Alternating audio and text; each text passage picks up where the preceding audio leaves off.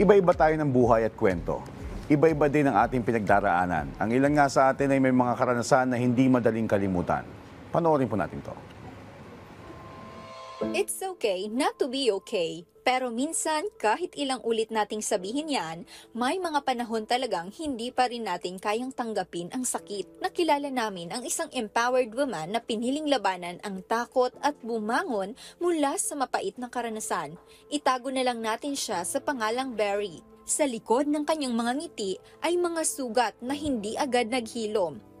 Mga karanasang pilit niyang nilalabanan araw-araw hanggang sa unti-unting natutunan niyang muling bumangon. Nandun po yung pinsan ko na ka-close ko before. Mas matanda po siya sa akin ng mga 4 years. Pero dumating po sa time na one night po, bigla na lang po siya lumapit sa akin and then sinabi niya po sa akin na pwede bang hawakan and stuff. At first po, kasi syempre inosente po ako during that time, 17 years old ako. So, hindi ko po alam kung ano po yung mangyayari. Dumating po na parang normal na sa akin lahat, na hinahawakan ko yung mga private parts ko na out of nowhere po. And then, hindi po ako makapagsumbong. Syempre kasi mas iniisip ko po yung family ko na baka masira and stuff. Ayon sa mga pag-aaral, ang traumatikong karanasan ay maaaring magdulot ng matinding epekto, hindi lamang sa ating emosyon, kundi pati sa ating pisikal at mental na kalusugan. Right now po, I'm doing well and yung mga past experiences ko na naranasan ko, it made me stronger and to be the woman that I am today po.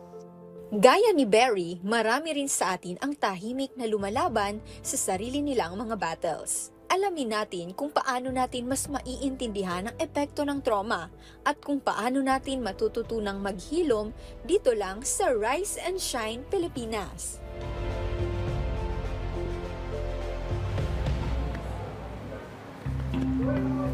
Mga ka-RSP, hindi lang po relasyon at masasayang alaala, mahirap kalimutan. Pati na po ang mga karanasan na natudulot ng tinatawag po nating trauma. Pero paano nga ba harapin ang isang traumatic experience at paano natin ito ma-manage? Alamin natin ang sagot dyan. Kasama natin ang psychiatrist na si Dr. Joan May Perez Rifarial. Magandang umaga po, Doc. Hello. Hello, good morning Ma'am Dayan, Sir Joshua, at sa lahat ng mga nakikinig at nanonood ng Rise and Shine Pilipinas. Thank you for having me. Doc John, thank you for also joining us again dito sa RSP. Alright, Doc, paano po ba malalaman kung mayroon pong trauma ang isang individual? Ano po yung mga signs o palatandaan na dapat pong bantayan? Yes, oo. Thank you Ma'am Dayan for this question. Pag may trauma, ang scientific basis kasi nito Ma'am Dayan is na-activate ang ating fight or flight or freeze response. So from here, makikita natin na based doon sa ating response, yun yung mga signs and symptoms na ating mapapansin. So for example, in terms of cognition ng ating emotions, maaari tayong nagiging malungkot, we feel numb, for example, or siguro anxious at hindi tayo makakatulog ng maayos because of the trauma, and nagkakaroon tayo ng mga intrusive thoughts, mga thoughts na paulit-ulit about the traumatic event. For example, through nightmares, nagkakaroon din tayo ng mga flashbacks of the incident, of the traumatic incident. Maaari also na may avoidance, we avoid talking about the trauma kasi again siguro pag we are put in a position na nare-remind tayo of the traumatic experience ay bumabalik na yung alaala at the negative na mga symptoms associated with it, and also because of that fight or yung response natin ay nagkakaroon tayo ng mga hypervigilance na symptoms, meaning siguro halimbawa, if trauma is due to disaster, natural disasters or calamities, konting ulan lang, natatakot kaagad tayo, madali tayong ma-startle or nagmamasid tayo sa ating paligid. Kasi in trauma kasi, ang core na nangyayari sa isang individual is nagkakaroon ng threat sa kanyang safety. So meaning that safety is in a way we feel na parang may breach of trust and safety sa atin kung kahit nagkakaroon tayo nitong mga signs and symptoms. Alright. Doc, paano po yung halimbawa merong tayong nagawa or for example, may nagawa ko sa isang tao na na-trigger ko yung trauma niya. tapos bigla na lang naiyak o nagpanic o nagkaroon ng discomfort or Anxiety. flashback. Paano po yung ma-manage yun? Like for example, hindi ko po sinasadya na may magawa akong bagay na nag-trigger doon sa trauma ng isang tao. Ano pong dapat kong gawin para kahit papaano ma-neutralize or paano po agapan? Yes. Oo, yes, Sir Joshua. Ito naman kasi, I'm sure na kung sino man no, ang nasa posisyon na ganito, wala namang intention, di ba, Sir Joshua, no, na to reactivate or ibalik natin yung ating kausap no, to that traumatic na experience na. So, walang intention na masama. But siguro, ang next natin gagawin dito is to reassure the individual na we are here to help kung kinakailangan. Let's make them feel safe at help them to regain that sense of control na nawala because of that traumatic na experience.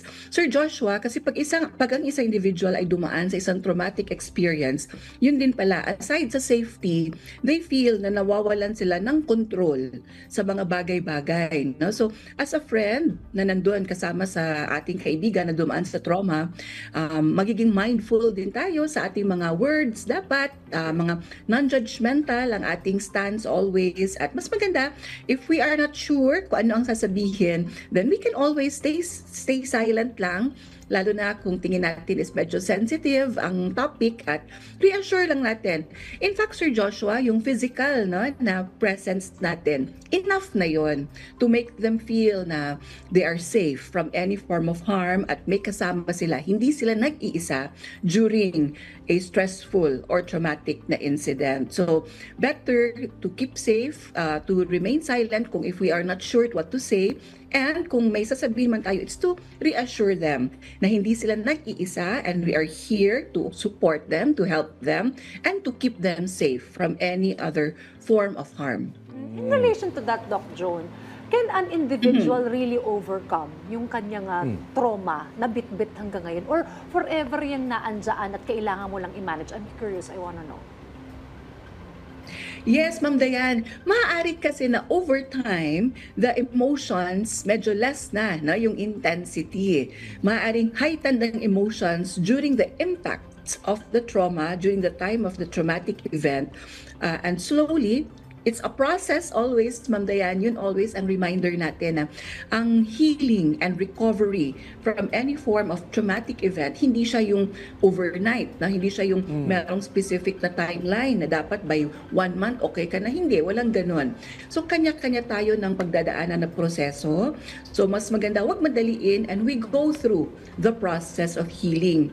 And kung halimbawa, very painful, yes, let's feel the pain.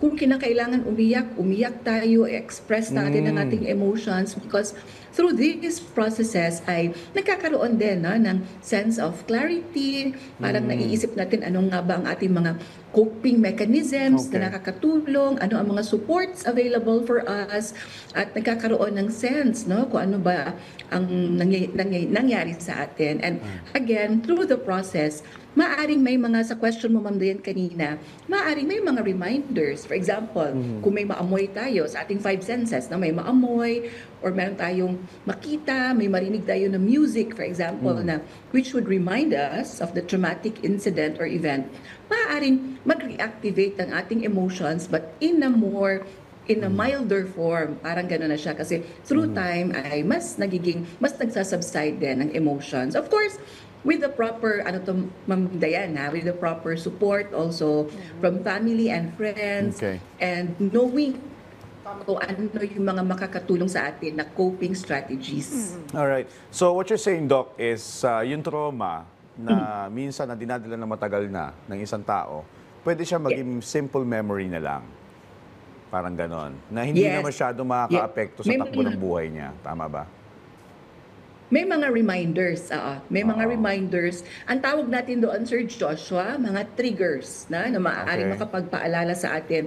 Kaya di ba yung isang symptom na sinabi ko kanina, ay gusto nilang to avoid nila any form of reminder like halimbawa, place kung saan nangyari ang calamity or trauma, people involved, kung ano man, no, yung circumstance, ina-avoid nila yon. But sometimes, through time, may mga episodes talaga no, na mariremind tayo. So, bumabalik the emotion. So, maaring roller coaster of emotions siya. Sir Joshua, maaring we are medyo healed na a bit, but pag may reminder, bumabalik yung sadness, lungkot, anxiety, takot, fear, worry about our safety. But what's important, ang kailangan i-monitor ng isang individual is sana hindi umabot sa point na naapektuhan na ang kanyang functionality, na meaning hindi naapektuhan sana yung kanyang interpersonal relationships, ang kanyang role sa society, be it as a student siya or nagtatrabaho. So sana ay huwag maapektuhan yun. Kasi pag naapektuhan na yung mga gampanin natin sa buhay because of the symptoms natin ng trauma, yun ang kailangan na natin to seek help for it. Kasi of course, merong help available at huwag mawala ng pag-asa kasi merong mga strategies to help an individual who is going through a more complex or complicated form of grieving and healing from the trauma. Okay. Well, before we let you go, Doc Joan, mensahe nyo na lamang po sa ating pong mga manonood.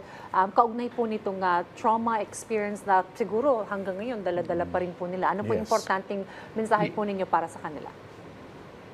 Yes, never be afraid to reach out, ask for help. No? Kung tingin natin is parang persistently talagang hirap tayo to move forward or to heal or to process our emotions on our own, huwag mawalan ng pag-asa kasi may mga handang tumulong through the healing and recovery process. You are never alone. Hindi ka nag-iisa. And it's okay. Sabi nga kayo na sa intro ninyo dun sa video, it's okay not to feel okay. Yes, embrace natin. Let's acknowledge our emotions. Pag in-acknowledge natin na tayo ay nangangailangan ng support and help, hindi siya kabawasan ng ating pagkatao. It's never a sign of a weakness of our character. Hindi tayo weak. In fact, it's baliktad. It tells us na we are strong enough to acknowledge na temporarily we need help and know that help and support is always available. Kaya wag mawalan ng pag-asa sa buhay. Yeah, sabi nga nila, our challenges, our struggles is what makes us stronger. Samantala mga ka-RSP, maraming salamat po, Doc Joan, sa paggabay po sa amin tungkol sa trauma at paano po ito malalampasan. Thank you so much, Doc. Joan. Thank you, Sir Joshua and Ma'am Dayan, and Rise and Shine Pilipinas. More power to everyone. Thank Thanks, you. Doc.